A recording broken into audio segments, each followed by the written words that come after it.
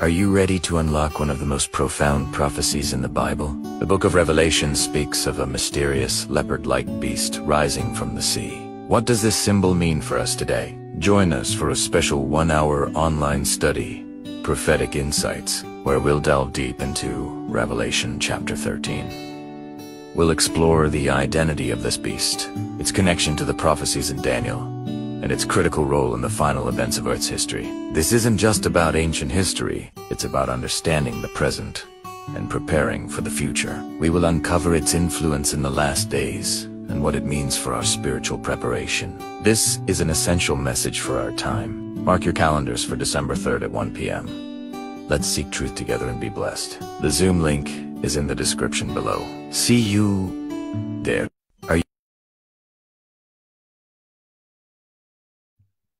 Okay, let's start with our prophetic insights on the book of Revelation, especially that we will be dealing with Revelation chapter 13. Okay, welcome for those brethren who are following us online and also in our FB live. We are so happy that God has actually given us time wherein we can deal with prophetic insight on the book of Revelation. So this will be our part one of our study. The purpose of this study is to show that history of the world is contained in the sacred books of the Bible, and particularly mapped out in the symbolical beast seen in the visions of Daniel and John the Revelator. So we will dive into our study for today. Welcome for those who are new to this uh, study, especially our YouTube channel as well. We're happy to welcome you. Before we pray, we have this prayer thought. It says here, Prophets and Kings, page 536. The prophecies which the great I Am has given in his word, uniting link after link in a chain of events from eternity in the past to in eternity in the future. Tell us where we are today in the procession of the ages and what may be expected in the time to come. All that prophecy has foretold as coming to pass until the present time has been traced in the pages of history, and we may be assured that all which is yet to come will be fulfilled in its order. So, this will be our consideration na kung saan mga kapatid ay atin pong himay-himayin ang mga prophecy po dito sa Revelation chapter 13. This is just part 1. And so if we cannot finish this part 1, then it will be a part of the next subject. Okay? So let us ask the Lord for guidance as we dive into the truth for today. Let's pray. Our dear and kind lovely Father, once again, our God, at this moment we come before the presence. We'd like to thank you for this privilege that we could learn, be together to study your words.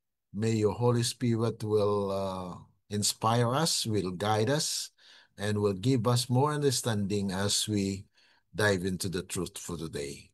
Thank you so much for bringing to our attention this very important subject wherein we will be studying the leopard-like beast of Revelation 13. Thank you so much for being with us, we pray, in the love of the Lord Jesus. Amen. Okay. So we will now dive to our study. We know that Revelation is just actually connected with the prophecy of Daniel. And so we will go back to the book of Daniel, where we can find the beast that is a part of a composite beast that we can see in Revelation 13.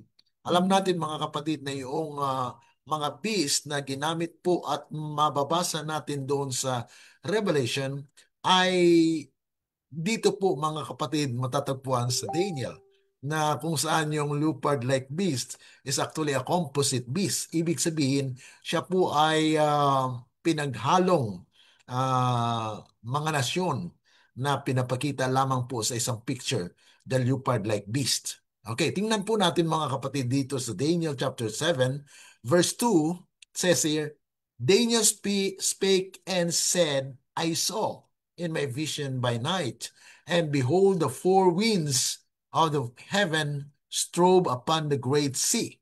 So notice here that the sea was actually used as a symbol, were also used by John the Revelator. And four great beasts came up from the sea, diverse one from another. So ang tanong po rito ay, what do the four beasts represent? Which actually a part of the beast that is presented in Revelation chapter 13. Daniel chapter 7 verse 17 says, These great beasts which are four kings which shall arise out of the earth. The four beasts represent the four world empires that were to arise out of the old country.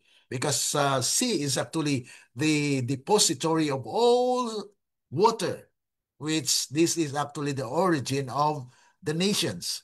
So we are actually studying the history of the world back then in the old, and now we are proceeding to the present. In order to understand the present condition, mga kapatid, ay dapat po nating alamin kung ano po ang kasaysayan na naging kabahagi po sa ating makikita, sa ating presenting kalagayan sa ngayon. So we have here the four beasts. The first one is lion. Notice in Revelation chapter 13 that the head is a lion. So there are seven heads. Okay, so we will actually dive into that.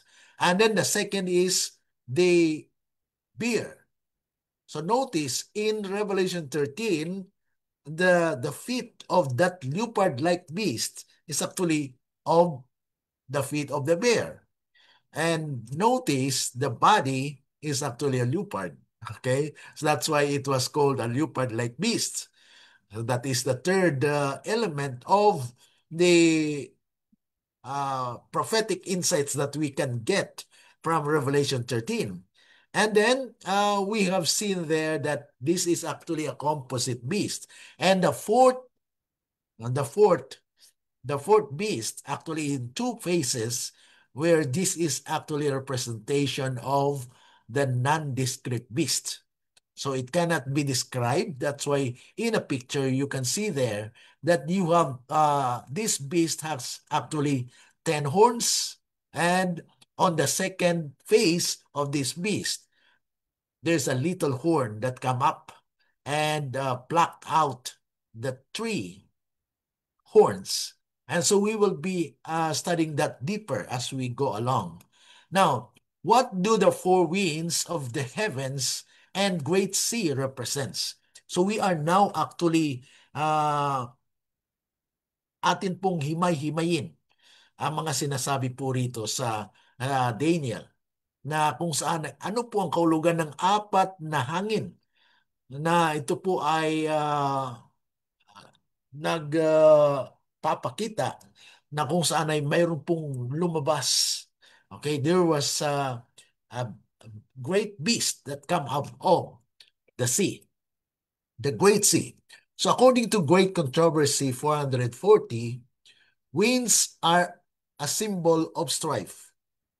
The four winds of heaven striving upon the great sea represent the terrible sin of conquest and revolution by which kingdoms have attained to power.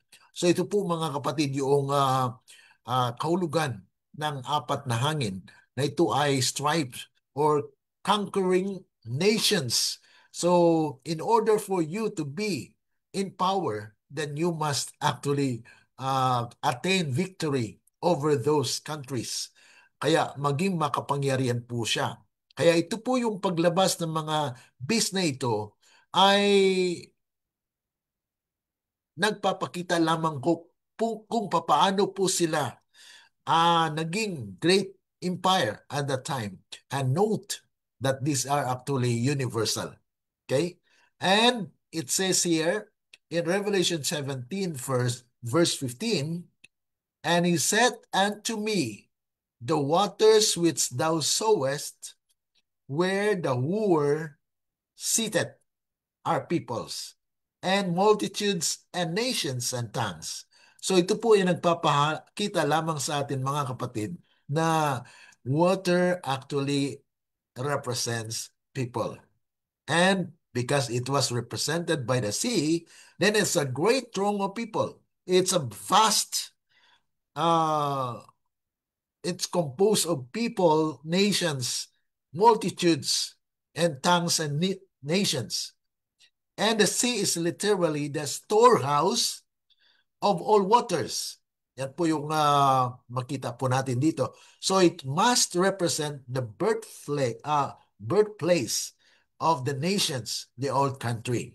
So pag mabasa po natin yung Daniel chapter 7, it's actually the origin of the countries that we are taking into consideration where God's people had been a part of. Okay? Now, in verse 4 of Daniel 7, we can also see and read, the first was like a lion and had two eagle wings o eagle's wings.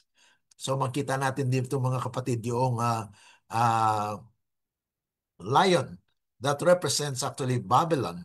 And the lion is the first in the order of animals because he is the king of the jungle. So therefore it is actually the first part of the history of the world. Thus the lion represent what? Represent the this is actually the second after Adam. Okay? We know that Adam was actually considered as the king. He has given by God a dominion over all the earth. So he was actually the first Adamic empire where God actually gave the dominion to Adam. And we can see here that Babylon, okay, was actually in the second universal empire na makikita po natin na may dalawang pakpak. Okay? The two wings. And it could not be strive or because in this point, Babylon did not swiftly arouse to power. Ang tagal po na naging powerful po siya. So it does not represent swiftness of being an empire. Dahil mula sa kay Adam mga kapatid ay mayroon pang tinatawag nating flood experience sa history po ng sanglibutan. And the only universal kingdom that exists was actually the time of Adam. Adam was given the dominion over all. So he was considered as the first universal kingdom, the Adamic kingdom. Na kung saan ay mababasa po natin yan sa history at ganun din po sa great controversy that God has actually given the dominion to Adam. And so he was actually the first that governed the universe. But yet, history passed by, and until the time when Babylon took the universal government, na kung saan ay nasa kanya yung makapangyarihan o kapangyarihan, na kung saan sinakop niya po ang lahat ng mga nasyon. At that time, it was at the height of its power, na kung saan ang Babylon po ay considered as the universal kingdom. But it was considered as the second because it has two wings, na kung saan ay representing not the speed, because Babylonian Empire took over 1,800 years and become a powerful empire. Yun po mga kapatid yung makikita po natin dito, the prophetic insight that we can see that it is not actually representing the wings here are not representing by swiftness, but it is representing the ordinal, okay? The order, which Babylon is the second kingdom, okay? If wings were to represent rapidity, then they should have been on the bear. For Cyrus and Darius conquered Babylon overnight. Di po ba? So yan po yung ating reasoning dito. Logic will just come up where it should be put into the bear. Because bear, actually sweetness, napakabilis po mga kapatid, overnight lang. At naging, kwan po siya, naging universal kingdom. So it will bring us to this aspect where sabi nga po rito, I beheld till the wings thereof were plucked. Ibig sabihin mga kapatid, yung kingdom of Babylon has been stopped or nag-stop po ang kapangyarihan niya. And it was lifted up from the earth and made stand upon the feet as a man, and a man's heart was given to him.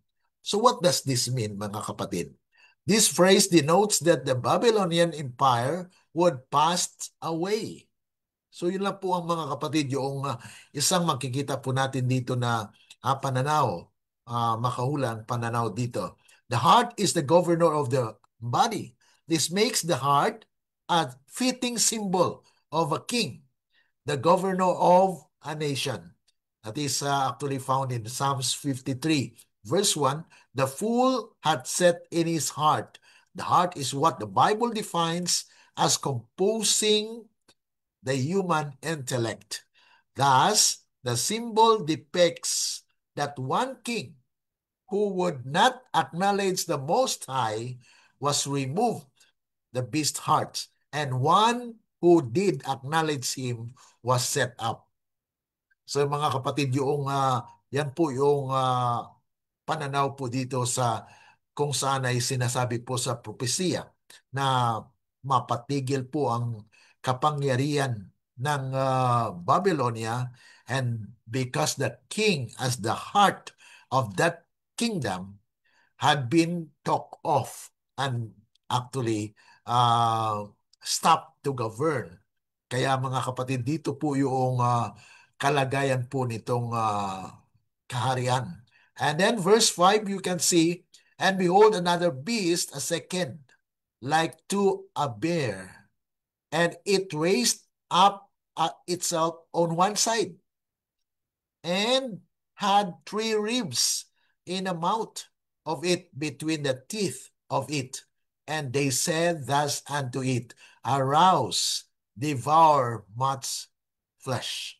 So this is actually the conquering dominion of power na kung saan ay it will took its power na kung saan ay in just overnight mga kapatid, nagkaroon po ng pagbabago ang kaharian na mula sa Babylonia ay sinakop po siya ng Medo-Persia, which actually led by Cyrus and Darius. So which kingdom does the bear represent? And no others else mga kapatid yung Medo-Persia.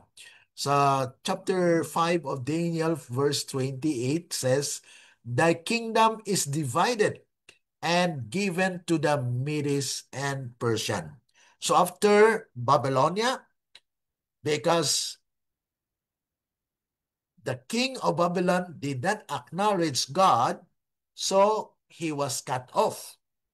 And it was given to those people, especially Cyrus, that he gave his heart to God. So he has that heart that believe in God. So therefore, the power was actually transferred or given to Medo-Persia. So led by Cyrus, the Babylonian fell and it becomes actually subdued and nawala, mga kapatid. So yan po yung pangalawa na makikita po natin dito na pinakita po kay Daniel, ano?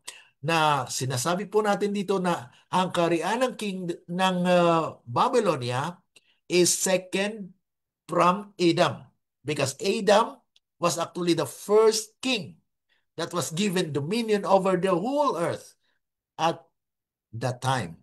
And after 1,800 years, okay, from Adam, okay, so it takes actually 1,800 years na kung saan ay mapapansin po natin. Kung atin pong kunin talaga, ay nagpisa po talaga doon sa flood, no? Because sa flood, after Noah, that is actually the reckoning of the time where it took 1,800 years na kung saan it took the office of become the universal kingdom, na kung saan ay sinundan po ito ng Medo-Persia because the wings had been cut off.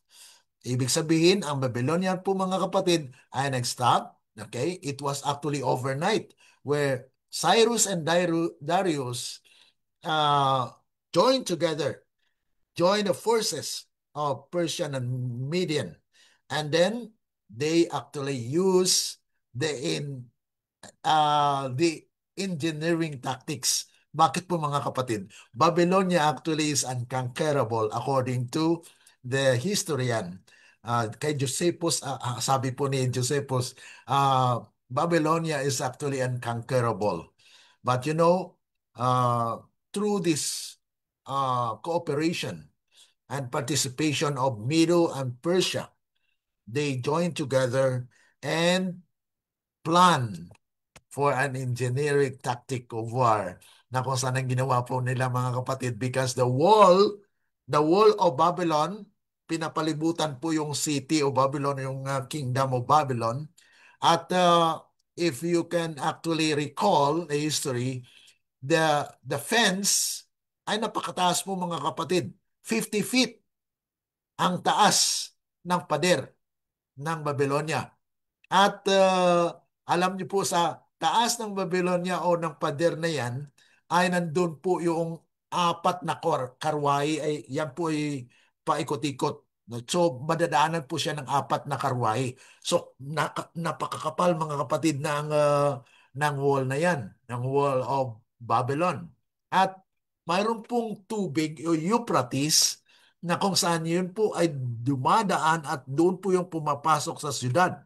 That's why it was considered during that time that Babylon is the richest kingdom dahil supplied by water from the river of Euphrates. Ang ginawa po ni Cyrus and Darius, mga kapatid, ay they diverted the water. Talagang inukay po na overnight. Hindi po nakita na talagang pinalihis yung tubig. Kaya nahubsan po yung Euphrates. Kaya napasok po yung Babylonia at natalo po yung Babylonia in just one night. So yan po, mga kapatid, yung makikita po natin dito na kung saan ay the kingdom na was actually joined together. Makikita natin na ang isang paa niya ay nakataas. So ito po ay mga pagpapakilala lamang o pagpapakita na ang isa sa mga kapangyarihan ng Persia at Media ay mas mataas po. Ibig sabihin ay siya po ay nag-govern. Mas matagal po ang kanyang pamamayagpag. Okay? At mapag-aralan po natin yan sa Daniel chapter 8. Ano? Okay. Now, dito po tayo sa part na ito, mga kapatid. Ano? What do the ribs represent? The three ribs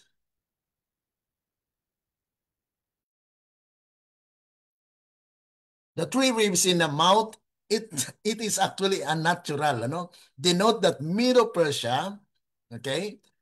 Mapapansin po natin na hindi po, bakit magkwan po siya ng ribs, ano? Ano pong representation ng ribs? Sa history, mga kapatid, it could be because it devours, okay? Dahil napakakapangyarihan po. Ano pong ang kahulugan nito?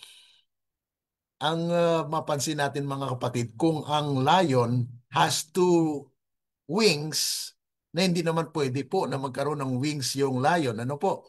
So, it denotes that the three ribs here is actually symbolizing as the third kingdom from the beginning. So, the first king is Adam, the second, Babylon, and the third is Medo-Persia. So that's actually representing the ordinal, the numerical standing of these kingdoms. Kaya sabi po rito, why did it raise up itself on one side? Ito na po yung sinasabi ko kanina. The Persian division of the kingdom which came up last. So medyo longer po siya. Kaya tumataas po yung isa. So mas maiksi yung isa naman ay mas matagal. So attained the higher eminence, becoming a dominant influence of the nation. So ito po yung mababasa natin sa sinulatan din ni Uriah Smith na sa Daniel and Revelation page 108. What is meant by arise, devour much flesh? This phrase denotes the opening of bloody imperial wars during the Medo-Persia Empire, the bloodiest of all time. Kaya yun po, mga kapatid, ang kahulugan itong devour. Okay? Devour much flesh. Dahil yun po talaga, ginamit po talaga nila yung engineering tactic of wars. Kaya nga po, natalo po yung Babylonia na according to the historian, ay hindi matalo-talo. Ano po? So dito po sa verse 6 ng Daniel 7, ay atin pong makikita, and after this I beheld, and lo, another beast came up, and this is the leopard. Okay? So mapansin natin ang connection, mga kapatid, sa Revelation 13. Ng leopard-like beast is actually came up, okay, na partly po, mga kapatid, because this leopard-like beast ay will be governed. Ang kanyang katawan, mga kapatid, is leopard. Ang kanyang ulo ay lion. Ang kanyang paa ay bear. So ibig sabihin, it's a composite beast. So tandaan natin, mga kapatid, na ang Revelation chapter 13 na leopard-like beast is representing the whole history of the world, na nandun na po yung lahat, yung Babylonia, yung Medo-Persia, yung Grecia. Dahil ang fourth na kingdom, mga kapatid, ay yung Grecia, na kung saan ay mayroon po siyang apat na pakpak. So, imposible po yan. Bakit po, mga kapatid? It is impossible that this leopard or the leopard has four wings. At hindi rin po natin masasabi na ito po ay swiftness o yung kabilisan ng kanyang pagiging universal kingdom. Dahil it takes actually many years as well. Yung kanyang pagiging universal kingdom, na sana po itong apat na pakpak na ito, kung ito'y nangangahulugan ng kabilisan, ay dapat doon po yun inalagay sa bear, di po ba? Kaya overnight man, mabilis ang pag-took off niya ng office ng kanyang bilang kaharian. So it actually denotes the fourth kingdom from the beginning. So mapapansin natin, mga kapatid, yung lion has two wings, ang bear has three ribs, at saka yung leopard has four. So it actually denoting or representing order.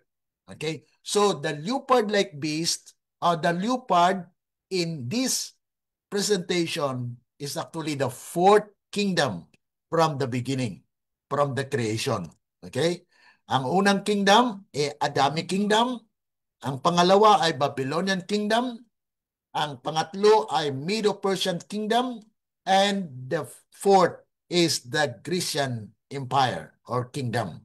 So ito po yung pag-represent po ng mga beast na atin pong nababasa dito sa Daniel chapter 7. Which kingdom does the leopard represent? Ito po ay mabasa natin sa Daniel chapter 8 na pag-aaral, 5 to 7, 20 and 21. Grecia defeated Medo-Persia and became the next universal empire. So yun po yung pinapakita po rito sa ating pag-aaral. What do the four wings represent? Ito na po yung ni-explain natin, ano? Na kung saan ito po ay nagre-representa ng ikaapat na kaharian.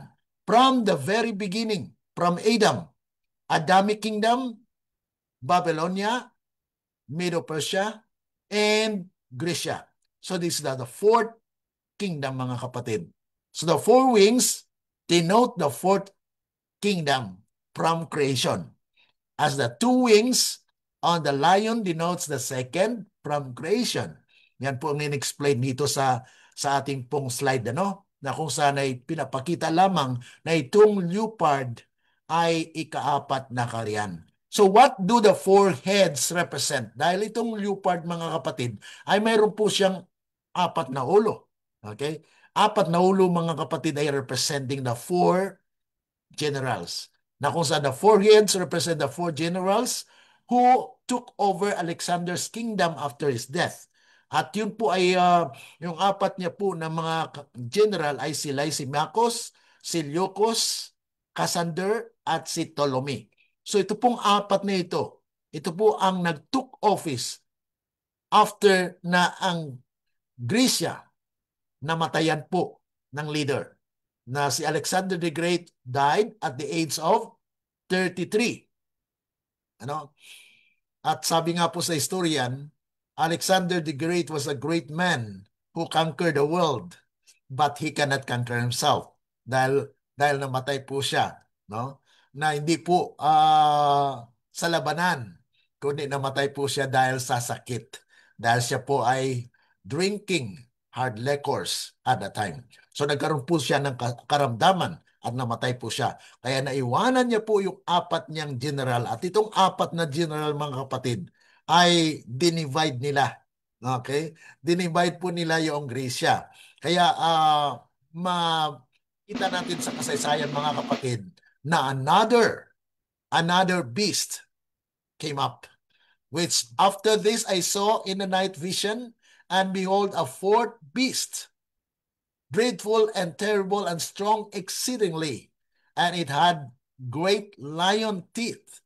It devoured and brake in pieces, and stamped the residue with the feet of it.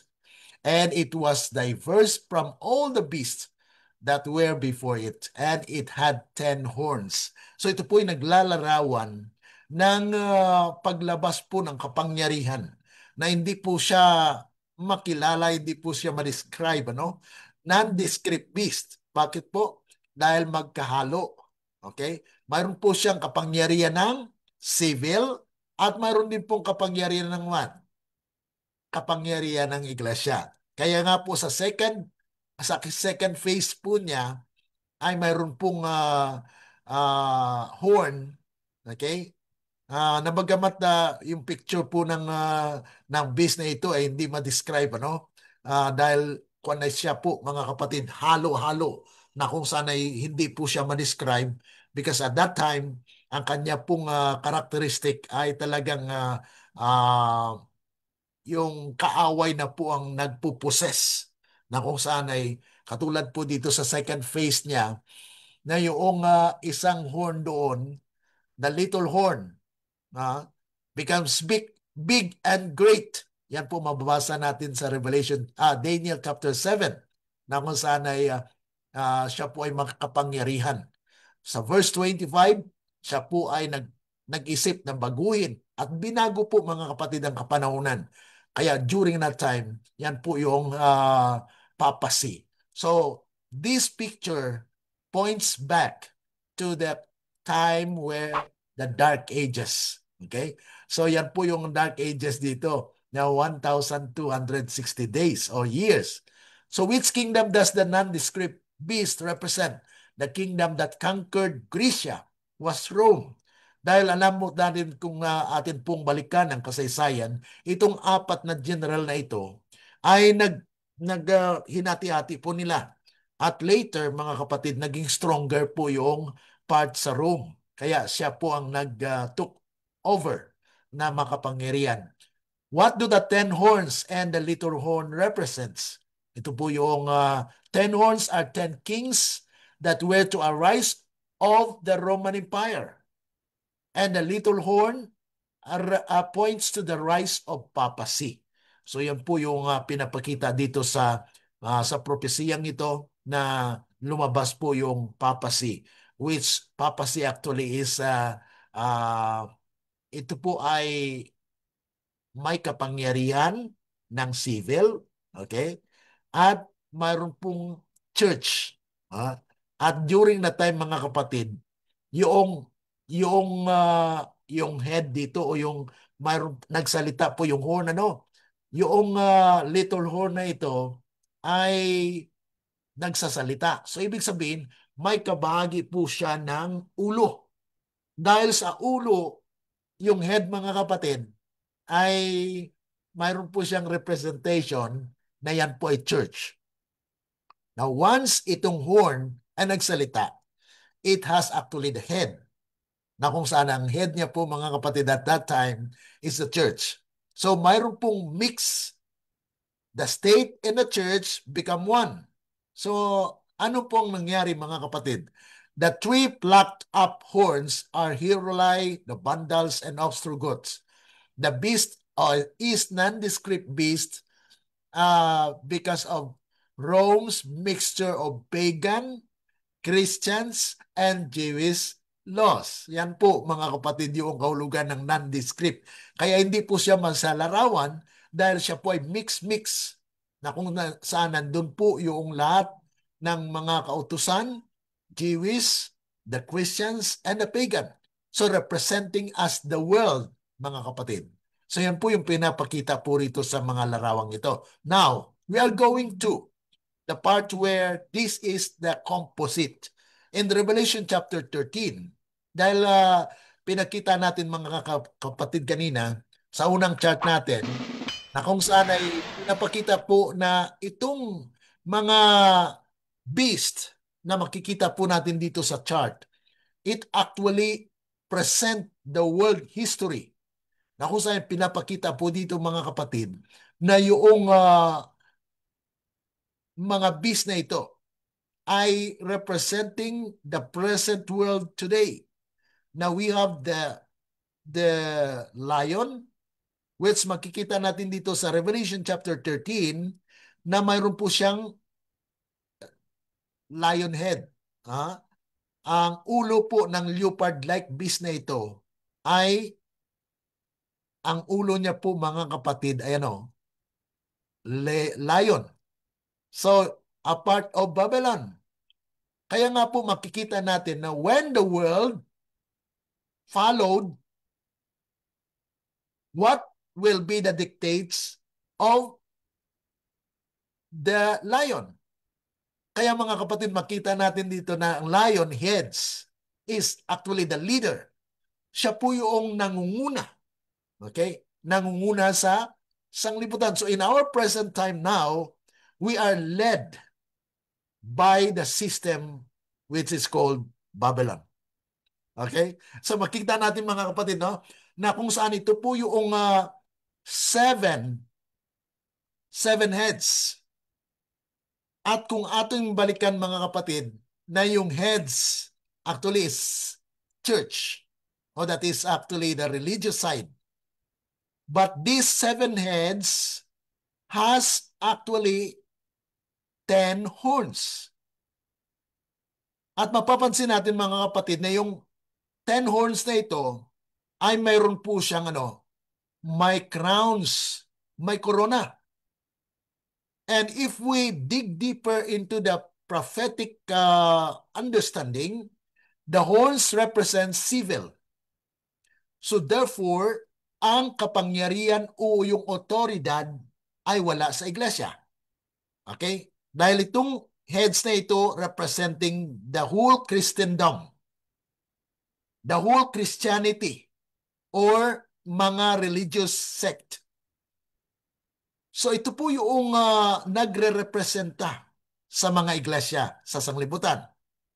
Pero itong 10 horns representing civil powers that has authority. Kaya mga kapatid, yung 10 kwan po siya, kalintulad po siya doon sa 10 toes. Okay? Mapapansin natin mga kapatid, ano? So mayroon po siyang 10 is universal. So 10 is universal. Ang 7 heads is a complete according to Acts of Apostles 5:8-5. So, pinapakita po dito sa propesiya ng ating presenting kalagayan ngayon ay governed by the authority of the civil power. Kaya ang lahat pong mga nasyon may power po yan. Okay, so they are actually, they have the president, they have their own government, and they are not controlled by the church yet. Okay? Dahil ang church na ito, mga kapatid, ay separate. Kaya nga po, in the last days, sa sunod nating pag-aaral, mga kapatid, especially doon sa two-horned beast, na kung saan ay doon na po yung pag-unite ng state and civil. Sa ngayon, mga kapatid, sa ating kalagayan sa ngayon, we are still not governed by the church. So we are under the authority of the civil power. Yan po yung kalagayan ng lahat ng mga nasyon na they have actually their own government. So they are not governed by the church itself.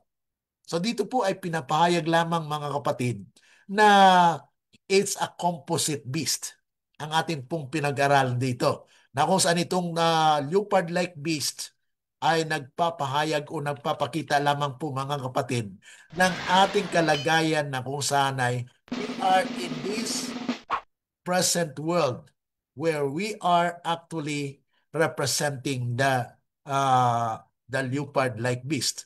Pero makita natin, mapapansin natin dito, mga kapatid, na sabi nga po rito, and I stood on the sand of the sea and saw a beast rise up out of the sea.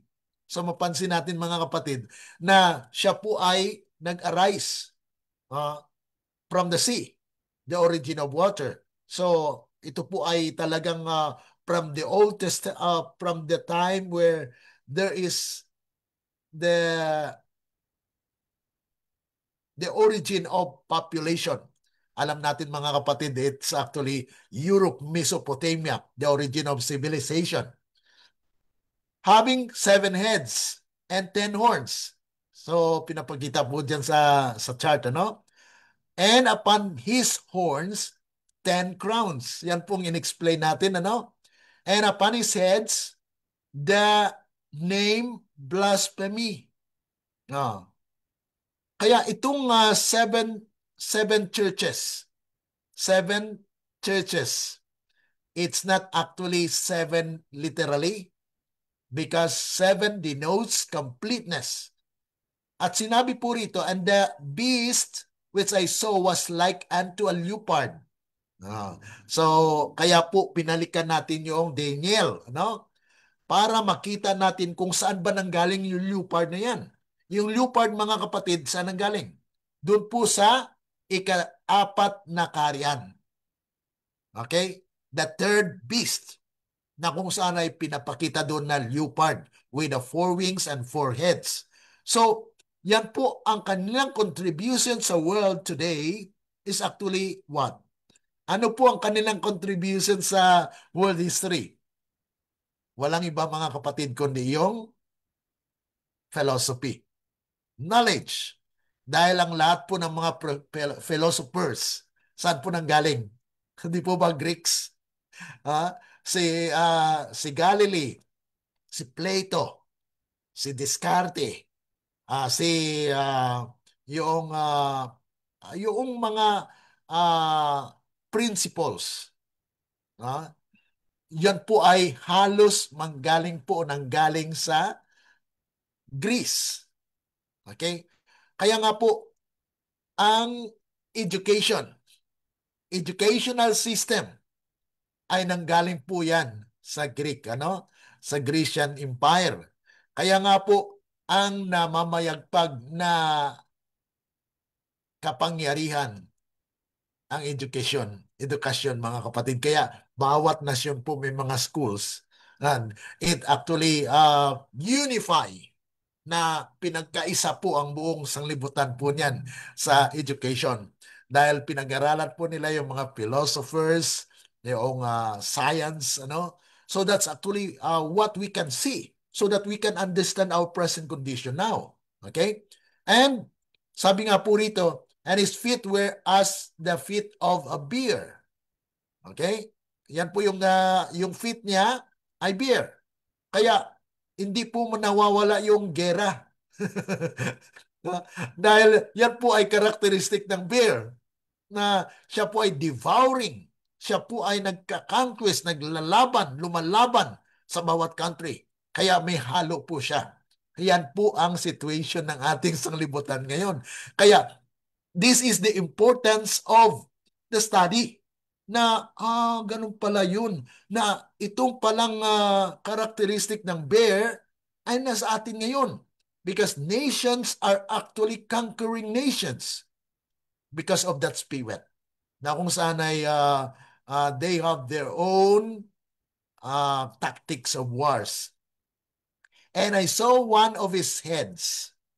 Papansin natin mga kapatid na yung heads doon sa leopard-like beast, mayroon po siyang 7, Pero ang isang ulo doon ay nasugatan to death, and his deadly wound was healed. And all the world wondered after the beast. So ito po mga kapatid ay panapakita dito na isa sa ulo ay nasugatan. At kung atin pong balikan ang history, what religious group had been actually wounded? Walang iba mga kapatid, kundi during that time may papacy. So ibig sabihin mga kapatid, yung beast, okay, the beast itself is not the papacy, kundi yung head na pinapakita po sa leopard-like beast is the papacy. Okay? So yan po yung ini-extract po natin yung katotohanan dito. Na sabi kasi po ng iba, yung leopard-like beast is actually papacy. Pero mga kapatid, hindi po ganon. Dahil ang one head is actually representing the papacy, which it was wounded. Siya po yung nasugatan, hindi po yung the whole beast. Ang ulo, isa sa mga ulo niya ay nasugatan, and that is papacy, which actually characterized the Roman the church at that time na led by the Pope, papacy. Kaya po tinatawag po siya na papacy because it was led by the Pope. So binabalikan po natin mga kapatid yung kasaysayan, the church history. At ito po ay hindi natin sinisira, kundi ito ay kabahagi po sa kasaysayan na kung saan ay pinakita po sa propesya dito sa Revelation chapter 13. Kaya nga po sabi rito, and they worship the dragon which gave power unto the beast, and they worship the beast, saying, who is like unto the beast, who is able to make war with him. So ito po lamang mga kapatid yung pinapakita dito na kung saan itong beast representing that it has a power where the wounded head had been healed. So ibig sabihin mga kapatid, still there is power na bumalik po yung kapangyarihan paunti-unti because this will be a transition into the leopard-like beast o the two-horned beast, mga kapatid, natin pong mapag-aralan in this series of study. It came from the sea, the old country. So balikan mga kapatid, hindi po ito new earth or new world, kundi ito po ay luma. Ibig sabihin mga kapatid, binalik lamang o nagkaroon po ng restoration. Parang nag-restore po ang kanyang power ba dahil nagkaroon po ng pagsugat sa kanya. Like the four beasts of Daniel 7:1-8, and it composed of them in its head, feet, body, and horns, showing it to be a descendant of these ancient empires. Kaya, pinakapakita lamang dito mga kapatid, na ang our world today is actually a descendants of the previous beast that had been actually shown to Daniel. Kaya atin pong binalikan talaga yung Daniel chapter 7 because it actually denotes and representing our world today. What do the seven heads represent? Ito na po yung sinabi ko kanina na yung seven heads represents the church. Because one of the head representing papacy, a religious body clothed with civil power. Ngayon po mga kapatid, mayroon po siyang kapangyarihan ng power, ng civil. Kaya nga po, iyon po ay naipakita doon sa kalagayan po ng nondescript beast. Yung nondescript beast actually, in its second phase, ay panagpakita yung rising of papacy in power.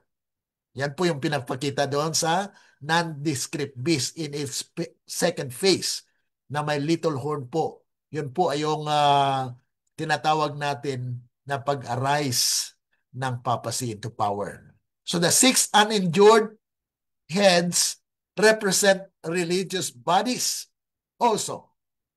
They are the Protestants denomination that wounded the papacy. So itong mga heads actually mga kapatid are the Protestant nations or groups of believers na wounded the head, the papacy. So these seven heads symbolize our multi-sectarian world, the Christendom in its entirety. So yan po yung pagkakaulugan ng seven heads. Yan po yung lahat ng mga churches sa ating kapanahunan sa ngayon. Did not the popes imprison inflict the deadly one? Yan po yung tanong natin dito. Had it not been for the wounded state of the papacy due to the activities of the Protestant Reformation, the Pope would not have been imprisoned. So yan po yung mababasa natin sa kasaysayan na dahil po umalsa, nagprotest sa pamagitan po ni Martin Luther noong 1500s, especially noong 1530, na Martin Luther posted the 95 Theses at the door of the church. At yun po mga kapatid ang nag-umpisa na nasugatan po. Okay? Nasugatan yung religious body na yan. Na kung saan sabi rito sa Great Controversy 155, through Luther's instrumentality, Rome was already descending from her throne. Kaya unti-unti nabababa o bumababa na po ang kapangyarihan ng Rome at that time.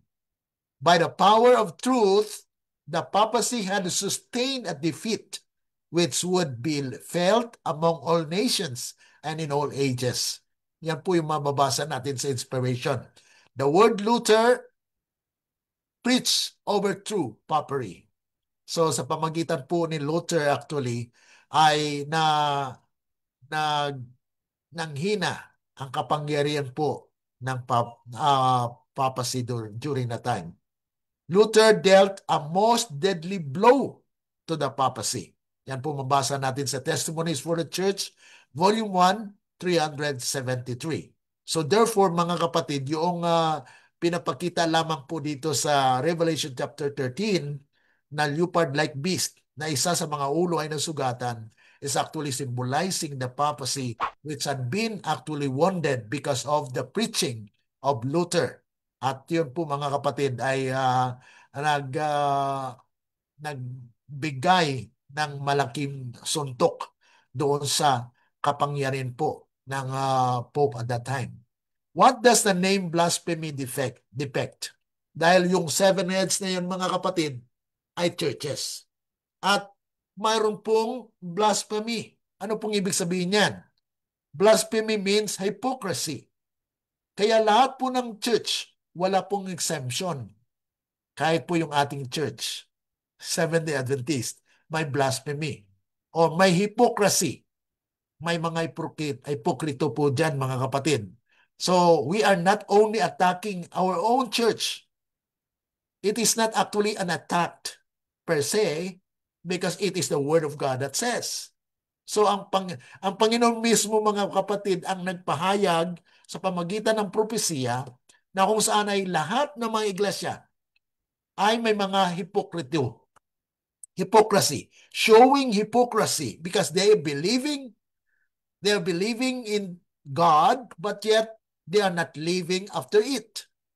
So to reject the messages of God kasi marami po sa mga churches na ito, kahit anong church mga kapatid, ay nag-reject ng mensahe ng Diyos. Kaya nga po yung seven heads dito, mayroon pong nakasulat na blasphemy.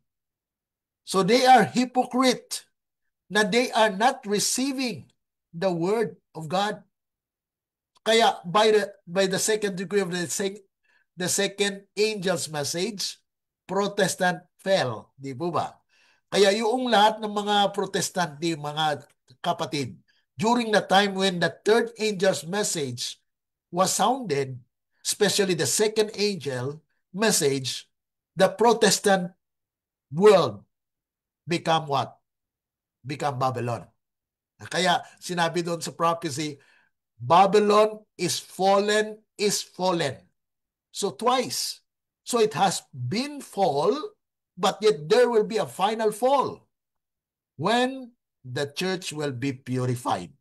Kaya yun po ang kalagayan ng iglesia. Ang ating iglesia mga kapatid ay nahuhulog. Kaya sabi sa prophecy, Testimonies for the Church, Volume 5, 217. Ano pong sabi doon? The church is what? Steadily retreating toward Egypt. Ano pong ibig sabihin yan? Ang ibig sabihin yan mga kapatid, na ang ating church ay going to worldliness.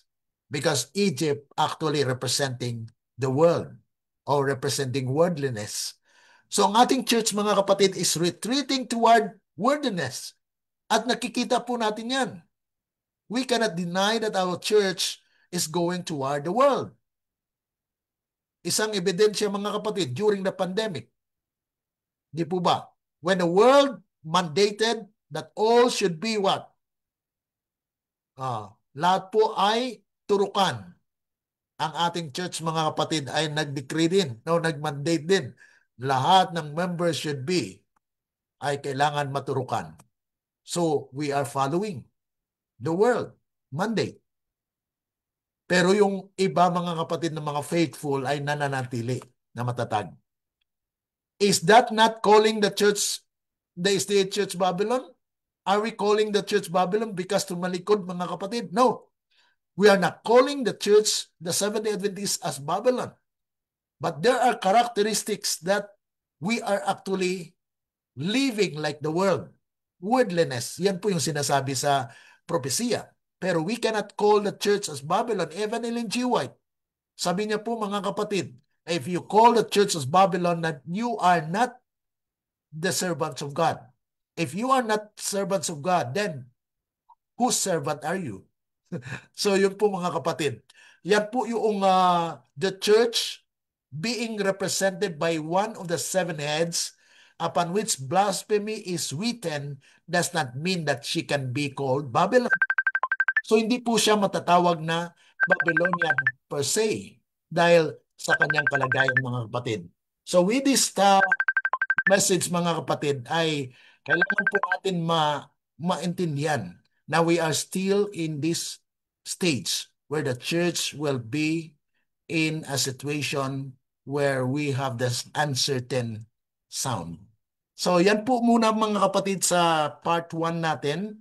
At tomorrow we will be discussing the part 2. It's already time. I have a meeting to attend to this afternoon. I hope that you will follow tomorrow because this will be the second part, the part 2 of our study, where we will be digging on the deep meaning of the prophecy that has a transition to the Babylonian states. Dahil darating po tayo doon mga kapatid, na yung church natin ngayon is not yet Babylon. We actually have a message for the purification of the church until the time when it will be called Babylon later. But God will actually purify His church. Kaya mga kapatid, kailangan po natin na maunawaan na kung saan ay we will discuss that later. Okay? So dahil po on time na at may meeting po ako after this, I hope that God will bless us as we continue on. So if you have just comment mga kapatid, kung may tanong po kayo, just write on our timeline na may mga question po kayo dahil we don't have time for now. So let us have a closing prayer for our close. Okay, let's pray. Loving Father, at this moment, oh God, we come before the presence. We ask for your continual guidance as we continue on studying your words. We stop here for our consideration. Tomorrow we will be coming back and study more. May your people will be warned, oh God, and also give them, talk to them, oh God, speak to them with this truth, because we know that you alone can speak and have power to give them knowledge in order for them as well to be prepared. And all of us, oh God, qualify us for those people who will be taking the reign, where you will give the power that the world will be subdued up and down because of your word that has been revealed to your people. Thank you so much. Dismiss us, Lord, with and power, we pray in the name of the Lord Jesus. Amen. Let the words of our mouth and the meditations of our hearts be acceptable unto thine sight, O Lord, our strength and our Redeemer. Amen. Amen. Sister Marianne, thank you so Amen. much. Yes. Sige po. Mag-comment Oo. na lang ako sa messenger mo, brother. Sige po. Okay, God bless po. God Bye-bye. bless. Bye-bye. Bye-bye.